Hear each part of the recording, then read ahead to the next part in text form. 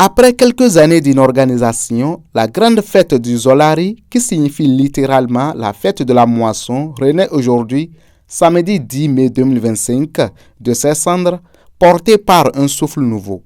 Héritage précieux d'une culture riche et authentique, cette célébration retrouve sa place au cœur de la population de Djougou, plus précisément au sein de la communauté Yowa, ravivant les traditions, les chants et les gestes anciens transmis de génération en génération. Plus qu'une simple fête, il s'agit d'une véritable renaissance de l'identité collective, un moment de fierté et de partage qui unit passé et présent dans un même élan. Cette fête identitaire a réuni plus d'une cinquantaine de têtes couronnées autour du chef de terre de Djougou, Sa Majesté Taka Sambo Moussa Diarra, auprès de qui le président de l'association des Diarra ressortissants de Djougou est allé solliciter des bénédictions avant le lancement des festivités. Ça fait plus d'une dizaine d'années, au moins du mot, que notre fête identitaire commune est tombée dans une longue somnolence, au point que beaucoup l'ont voué déjà à la mort définitive. Mais la témérité des uns et des autres, et surtout l'appel vibrant que l'ensemble des rois,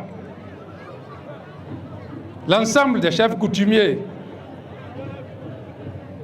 de Djougou et de Kopargo, réunis autour donc de Sa Majesté Sambo Diarra, nous ont lancé. Ils ont lancé un défi à eux-mêmes. Ils ont lancé un défi à l'ensemble de la communauté Yowa. En effet, de la date de la prise de leur décision à l'organisation effective ce jour, samedi 10 mai 2025, il n'y a que un peu moins de 40 jours. Qui l'eût cru? Pourtant, pour un coup d'essai, on a eu lieu à un coup de maître. À partir de ce jour, la Zolari renaît de ses cendres et a pris le chemin de la remontada.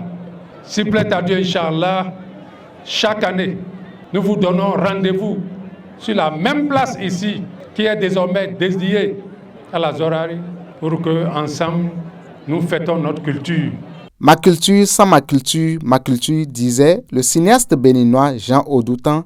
Cette célébration, très riche en animation culturelle, l'honorable Taïrou Imourou, digne fils de la localité, invite chacun à s'accrocher à sa culture.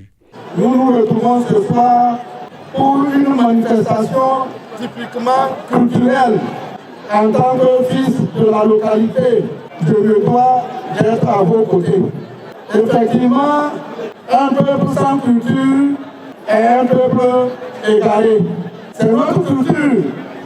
Et je ne pense pas qu'on doit avoir honte de sa culture.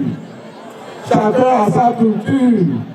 On le met ou non, chacun a sa culture. Je suis Youra. Et quand on parle de Zolari, je suis concerné. Je remercie sincèrement les têtes couronnées pour nous avoir réveillés de notre long sommeil. Le secrétaire général du comité d'organisation, dans son allocution, a invité les autorités à divers niveaux à plaider auprès du gouvernement pour la construction d'une arène culturelle de cette fête identitaire. Aujourd'hui, 10 mai restera à jamais gravé dans la mémoire collective des filles et fils des Yowa. Nous invitons nos autorités politiques et administratives compétentes à plaider auprès du gouvernement pour la construction d'une arène culturelle de Zolari, la plus ancienne fête identitaire propre de notre ère culturelle Djougou et environ. Mesdames et messieurs, chers parents, honorables invités, votre présence ici témoigne de notre attachement à la culture Yom. Conscient qu'un peuple s'identifie à sa tradition, à sa culture et ne peut jamais se développer en reniant ses racines. Plusieurs groupes folkloriques, sans oublier les autorités politico-administratives, ont honoré de leur présence cette fête identitaire qui a vibré au rythme traditionnel Yowa, témoignant ainsi de l'intérêt accordé à celle-ci. Rendez-vous est donc pris pour la prochaine édition avec de belles innovations.